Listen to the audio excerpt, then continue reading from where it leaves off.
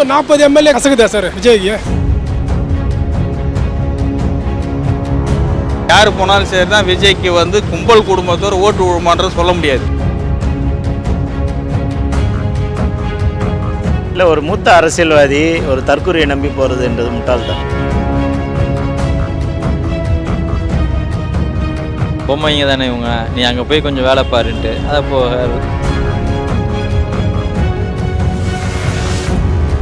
அவர் சேர்ந்தாலும் ஒன்றும்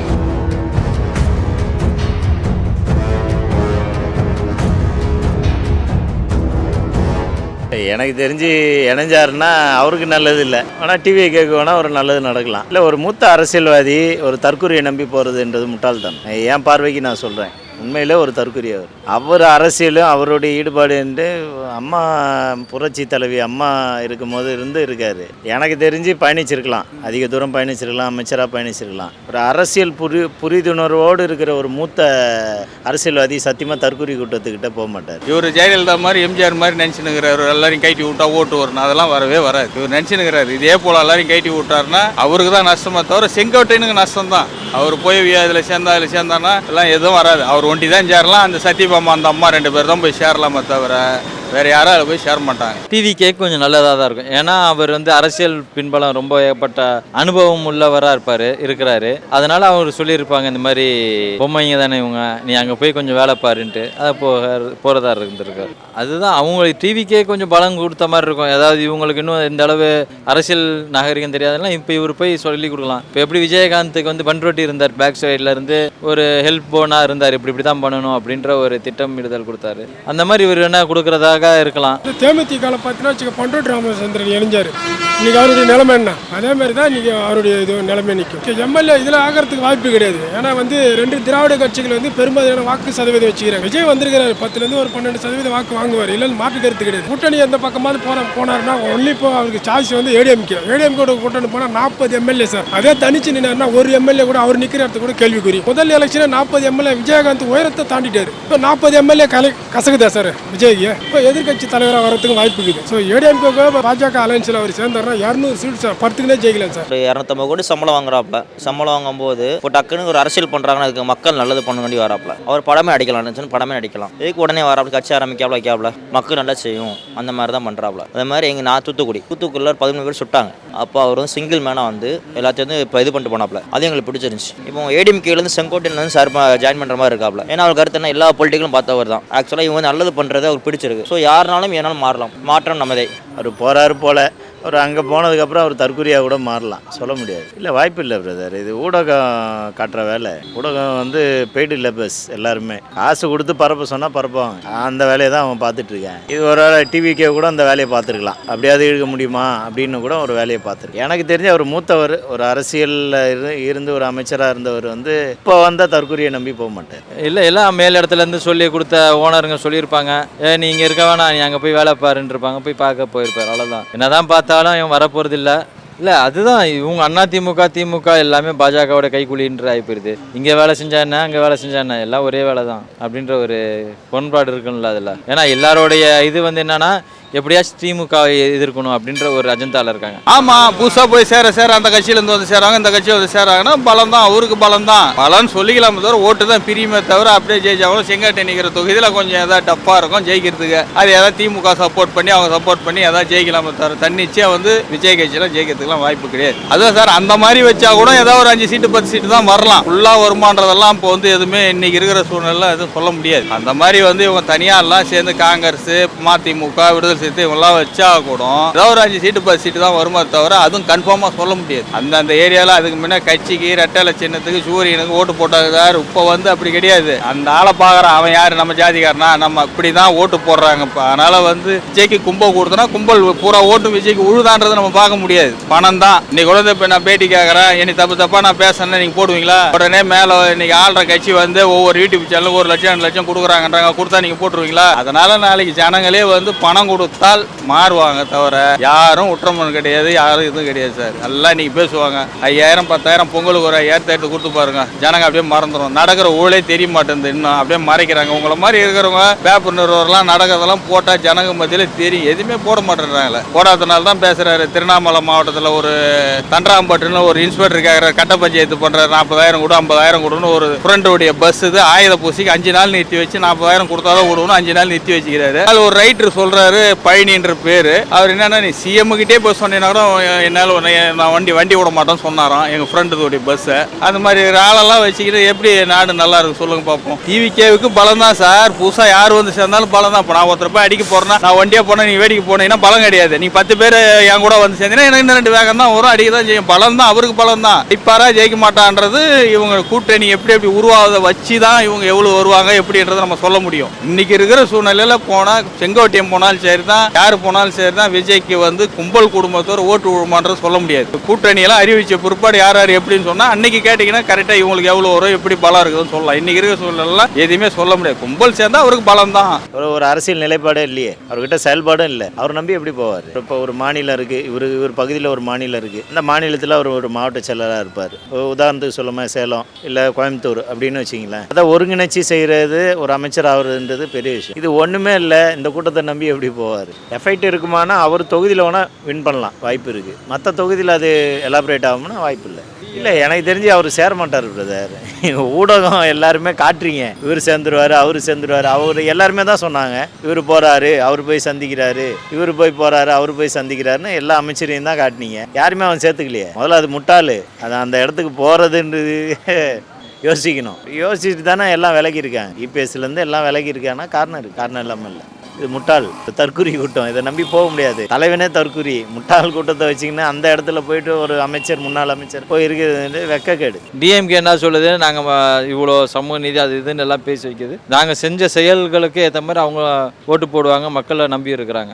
இவங்க இன்னும் எதுவுமே செய்யலை. அவங்க எல்லாம் எப்படி இருக்காங்க, அந்த ஒரு அளவு ஆதிக்கம் இருக்குது. இதுலேருந்து எத்தனை பேர் போனாலும் சரி தான், ட்ராபேக் தான் ஆகுமே தவிர அதில் ஒன்றும் அந்த அளவு எதிர்பார்ப்பு இருக்காது. அமைகிறதுக்கு வாய்ப்பு இருக்குது, இல்லாமல் இருக்காது. அதாவது மொத்தமாக எல்லாமே சேர்ந்து ஒரே டீமாக தான் நிற்பாங்க. இப்படி பிரிகிற மாதிரி பிரிவாங்க, மிகப்பெரிய பேசும் பொருளாகி கடைசி நேரத்தில் நாங்கள் திமுகவுக்கு எதிர்கட்சியாக நாங்கள் எல்லாருமே சேர்ந்து நிற்கிறோம் அப்படின்னு சொல்லி ஒரு அணியாக நிற்பாங்க. இல்லை பிரிஞ்சு நின்று ஓட்டை சிதறிச்சு அந்த ஓட்டுகள் மூலயமா ஆதாயம் தேட முடியுமான்றதை இறுதியாக பார்ப்பாங்க. இப்போ எல்லாருமே சேர்ந்து இத்தனை பேர் ஒரு மெஜாரிட்டி இருக்காங்க, இவங்க ஹை மெஜாரிட்டி வந்தாங்கன்னா இவங்க மட்டும்தான் லீடிங் உட்கார முடியும். இவங்க சிதறிச்சுன்னா இவங்களை எல்லாத்தையும் சேர்த்து பாஜக எப்படியாச்சும் கொல்லப்புறத்தில் வந்துட முடியுமான்ற ஒரு நிலையை அவங்க சூழ்ச்சியை பார்ப்பாங்க. அந்த சூழ்ச்சியின் வீழ்ச்சி தான் இவங்க எல்லாமே. இதை கருத்தில் கொண்டு நம்ம தான் உஷாரா எந்த இடத்துக்கு ஓட்டு போடணும், யார் உள்ள வர விடக்கூடாதுன்றதை நம்ம தான் பார்க்கணும். இந்த 5 வருஷத்தில் அவர் வந்து இந்த எலெக்ஷனில் வந்து தனிச்சு நின்று விடப்பட்டாங்கன்னா அடுத்த 5 வருஷம் அவர் அரசியல் பண்ண முடியாது. இன்னைக்கு கூட இருக்கிறவங்க எல்லாமே வெளியே போயிடுவோம். உயிரோடு அடுத்த 5 வருஷம் அரசியல் பண்ணணும். ஸோ அந்த 3 மாதத்துக்கு அரசியல் பண்ணுறது அரசியல் கிடையாது. இப்போ பிஜேபியில் எப்படி தமிழ்நாட்டில் வருது 365 நாளும் அரசியல். ஸோ காங்கிரஸ் அப்படி கிடையாது, மழைக்கு கொடை பிடிக்கிற மாதிரி அந்த எலெக்ஷன் டைமில் மட்டும் தான் வந்து பிரச்சாரம் பண்ணுவாங்க. அப்புறம் எங்கடி கட்சியா அதே மாதிரி காங்கிரஸ்லாம் ஒரு குடும்ப கட்சி, திமுக பார்த்தீங்கன்னா ஒரு குடும்ப கட்சி. பிஜேபிலாம் அப்படி கிடையாது. இப்போ யார் வேணாலும் வரலாம். 3 வருஷம் வந்து அண்ணாமலை இருந்தார், இப்போ 3 வருஷம் யார் இன்னைக்கு வந்து நாங்கள் வந்து மாநில தலைவராக இருக்குது. அது மாதிரி வந்து பிஜேபிலையும் சரி ஏடிஎம்கேலையும் சரி இப்போ யார் வேணாலும் வரலாம். நியூஸ் அது இன்னும் வந்து 2 பேரும் இன்னும் வந்து எப்படி அவர் பதில் சொல்லலை. மீடியாக்கள் வந்து இது மாதிரி வந்து ஒரு பொருளையாக கூட அவர் சேர்ந்தாலும் ஒன்றும் அவர் யூஸ் கிடையாது சார். அவர் தொகுதியில் நின்றார்னா இப்போ என்ன கோபிச்செட்டிப்பாளையம் அவருடைய ஈரோடு கோபிச்செட்டிப்பாளையம் ஒரு அளவுக்கு செல்வாக்கு வச்சிடலாம். ஈரோடு மாவட்டத்தில் அவருக்கு செல்வாக்கு கிடையாது. அவர் என்ன பண்ண முடியும்? அவர் அனுபவம் கிடைச்சாலும் ஓட்டு வரல சார். அவருக்குன்னு ஒரு 3 மாவட்டம் செல்வாக்கு இருந்தது, ஒரு 4 மாவட்டம் செல்வாக்கு இருந்ததுனாக்கா ஓரளவுக்கு சொல்லலாம். அவர் மாவட்டத்தில் அவர் தொகுதி கோபிச்செட்டிப்பாளையம் மட்டும் தான் அவருக்கு செல்வாக்கு. இப்போ அங்கே 2 கேங்காக வர பிரித்து போச்சு. ஸோ அந்த செல்வாக்கு அவருக்கு கேள்விக்குறி தான். பலவீனம் தான். அது என்ன பலமாக நான் அவரை ஒன்றும் பார்க்கல. 19 முறை வந்து சட்டமன்றத்தில் வந்து எம்எல்ஏ இருந்திருக்காரு. அம்மாவுக்குலாம் வியூகம் வகுத்து கொடுத்துக்கிறாரு. அவர் மாட்டு கருத்து இல்லை. இப்போ அவருக்கு வந்து அந்த அளவுக்கு பலம் இல்லை. பண்ருட்டி ராமச்சந்திர நிலைமை தான் இருக்கு. விஜய்க்கு வந்து நல்லது தான். ஆனால் இவர் எதிர்பார்த்து போறாரு விஜய் வந்து வந்துடுவாரு, சிஎம் வந்துடுவாருன்னு சொல்லிட்டு இவர் போறாரு தவிர இன்னைக்கு இருக்கிற சூழ்நிலை இப்படியே போனாருன்னா விஜய் ஜெயிப்பாரா என்னன்றது தெரியாது. எல்லாம் புது ஆளுங்க இதில் சேர்றது. விஜய் செங்கோட்டையம் மட்டும் சேர்ந்துக்கிறாரு. பழைய எம்எல்ஏ ஏதோ 2 பேரோ 3 பேரோ இருக்காங்க. இந்த மாதிரி தான் அனுபவப்பட்டிருக்கிறாங்க. பழைய ஆளுங்க புதுசாக போய் சேர்றவங்களாம் போய் அதில் சேர்ந்து நின்று என்னன்னே தெரியாது என்ன பண்ணுவாங்க. டிஎம்கே பார்க்க போது 5000 10,000 ஐயாயிரம் ஒரு ஓட்டு கொடுக்க போகுது. இவங்க எங்கேருந்து பணம் கொடுக்க போகிறாங்க? ஒன்றும் கொடுக்க போகிறதில்ல. அதனால வந்து ஒரு ஆள் பலத்தை காட்டுறாங்க. இவங்க ஏதாவது பிஜேபி கூடயோ அதிமுக கூடயோ இல்லை காங்கிரஸ் கூடயோ எது கூடயோ ஒரு கூட்டணி வச்சு முத சேர்ந்து வந்தால் தான் நல்லா இருக்குமோ தவிர எத்தனை பேர் போய் இதில் சேர்ந்தாக கூட விஜய்க்கு அவ்வளோ ஸ்ட்ராங்கான்றது இன்னைக்கு இருக்கிற நிலவரம் கஷ்டம். அதான் சார், அவர்கிட்ட போட்டு கொடுத்தவங்க தான் எல்லாம் பண்ணவங்க தான். ஒரு பஸ்ஸில் கண்டக்டராக இருந்தவர் தான் ரஜினிகாந்த். இன்னைக்கு ஓகோனுங்கிறாரு. எல்லாம் சரி தான். இன்னைக்கு அப்படியோட பண்ருட்டி ராமச்சந்திரன் இருந்தார், இவர் பொன்னையெல்லாம் இருந்தார். காலங்காலமாக அம்மா கிட்ட இருந்தவங்க. எடப்பாடி எங்கே இருந்தாருன்னே தெரியல. அவர் தான் இன்னைக்கு சிஎம்மாக இருக்கிறாரு. ஆனால் இதெல்லாம் ஒரு நேர காலம் தான். அதனால் அவங்க அப்பா அந்த காலத்துலேருந்து இருந்தாங்க, இன்னைக்கு வரைக்கும் இருக்கிறாங்க. ஏற்கனவே ஓபிஎஸ் கூட தான் சிஎம்மாக இருந்தார். அவர் கூட என்ன ஒரு 4 எம்எல்ஏ இருக்கிறாங்களா, அந்த எம்எல்ஏ கூட பவர் பேச்சு கேட்கல. அதனால் அவங்கெல்லாம் இவர் போகிறான்றது சும்மா கதை. அதே சமயத்தில் எடப்பாடி இவங்களெல்லாம் விடக்கூடாது. எலெக்ஷன் வரைக்கும் இவங்களெல்லாம் வச்சிருந்து இவங்களெல்லாம் வான் பண்ணோன்னா எலெக்ஷன்லாம் நல்லா பக்குவமாக ஜெயிச்ச பிற்பாடு மந்திரி பதவி இல்லை அது இல்லைன்னா ஏதாவது ஒரு டம்மி ஆக்கி கையில் பிடி வச்சிருக்கணும். அவருடைய தாக்கு அவருடைய மக்களுடைய வந்து அவருடைய புல் பல்ஸை பார்க்குறாரு. எந்த அளவுக்கு போகுமோ அவர் வந்து இப்போ முடிவு எடுக்க மாட்டார். ஜனவரி பிப்ரவரியில் முடிவு அவருடைய முடிவு பரிசீலனை பண்ணுது. ஆனால் கண் கூட வெட்ட வெளிச்சமாக தெரியுது. ஏன்னா தோக்க போகிறது வெளிச்சம். இவர் வந்து ஒரு கேம் ஸ்பாயிலர் தான் இருப்பார். ஒன்று வந்து ஏடிஎம்கே கூட போனா கேம் வின்னராக இருப்பார். தனிச்சு நின்னாக்கா டிஎம்கேவுக்கு சான்சஸ் அதிகம். அந்த அவருக்கு தெரியும் சார், அவர் எடுக்கிற முடிவு எல்லாமே அவர் தனிப்பட்ட முடிவு தான். அவர் யாருமே சொல்லி யாருமே ஆலோசனை கொடுத்தாலும் அவர் சினிமா துறையில் கூட அவங்க அப்பா பேச்சு கூட கேட்கல. அவர் தனிப்பட்ட முடிவு எடுத்து தான் படங்களை வந்து நடிச்சாரு, நல்ல பேர் வாங்கினார். இப்போ அவருடைய முடிவு எடுக்கிறது அவர் தனிப்பட்ட சிந்தனை முடிவு தான். அவருடைய முடிவில் மறுபரிசீலனை பண்ணுவார். எனக்கு கொஞ்சம் ஒரு நம்பிக்கை இருக்குது. ஏன்னா வெட்ட வெளிச்சம் திமுக கூட்டணியில் 10 கட்சிகள் இருக்கிறாங்க. ஸோ அவங்க வந்து ஒரு வாக்கு சதவீதம் ஒரு பெல்ட் வச்சிருக்கிறாங்க. ஏடிஎம்கே வந்து ஒரு பெல்ட் வச்சிருக்காரு வாக்கு வங்கி. பிஜேபி ஒரு வாக்கு வங்கி. விஜய் சாருக்கு இன்னும் தெரியல எவ்வளோன்னு.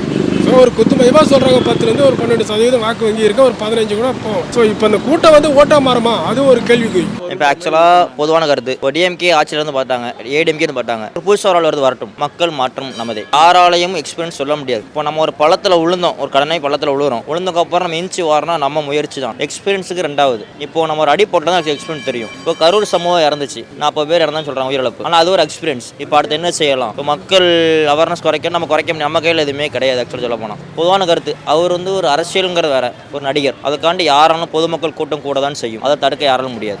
ஆக்சுவலாக தான் எல்லாரும் யாராலும் மாறலாம், வைக்கலாம். இப்போ அடுத்து இன்னொரு அரசியல் நிறைய மாறலாம். இப்போ முதலமைச்சர் ஸ்டாலினியா இருக்காப்ல சிஎம்மாக இருக்கும்போது அடுத்து நாங்கள் ஏடிஎம்கேக்காரன் சிஎம் எங்கே இருக்காரோ அங்கே தான் மாறணும்னு பார்ப்போம். இப்போ சப்போஸ் மக்கள் ஓட்டு எல்லாம் ரீச் ஆகிட்டுனா, இப்போ டிவிக்கே மேலிடத்தில் வந்துட்டுனா, இப்போ நம்மளே ஏடிஎம்கே இருக்கும், பிஜேபி இருக்கும், நம்மளும் அங்கே தான் போக தோணும். நிரந்தரமானது ஒரு அரசியல் எதுவுமே கிடையாது, பொலிட்டிக்கல் தான். இளைஞர் ஓட்டு நான் இருக்கேன், இப்போ நான் விஜயில் இருந்தனால் எங்கள் அப்பாட விஜய் போடுங்க. ஆக்சுவலாக விஜய் வர வாய்ப்பு இருக்குது. என்னால் கருத்து கூடலால் தெளிவாக அவங்களுக்கு ஹேண்டில் பண்ணால் கொஞ்சம் நல்லாயிருக்கும். கரூர் இஷ்யூஸில் வந்து எல்லாத்துக்கும் தெரிஞ்சிருச்சு. மக்கள் வந்து இதேமாதிரி இஷ்யூஸ்லாம் நடந்தபோது எல்லாமே தெரிஞ்சிருச்சு.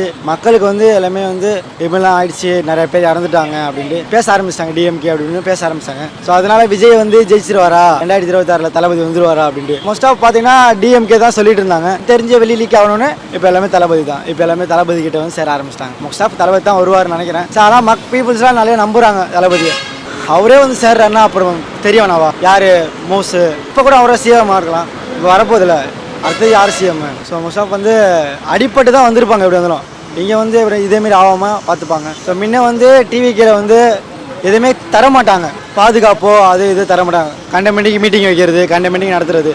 இப்போ பார்த்தீங்கன்னா ஒரு மீட்டிங் வச்சா பாதுகாப்போடு வைக்கிறாங்க, எல்லாமே பர்ஃபெக்டாக பண்ணுறாங்க. இதேமாரி நியூஸ்லாம் இனிமேல் வராது, வரவும் கூடாது. வந்தாலும் சேர்த்துக்க மாட்டார்.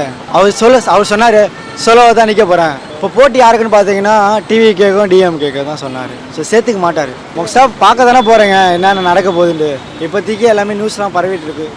பார்த்தாலே தெரியலையா ப்ரோ, நியூஸை எடுத்தாலே விஜய் எவ்வளோ தான் இது தப்பு பண்ணாலும், எவ்வளோ தான் இது பண்ணாலும் விஜய் தான். அந்த தப்பு நின்று ஃபேஸ் பண்ணுறாருல, அதே நம்ம தான் தப்பு பண்ணோம் அப்படியே விட்டிட்டு ஓடி இருந்தோன்னா எல்லாமே தப்பாக நினச்சிருப்பாங்க. என் மேலே தப்பு இல்லை அப்படின்ட்டு அந்த இடத்துல வராங்களே.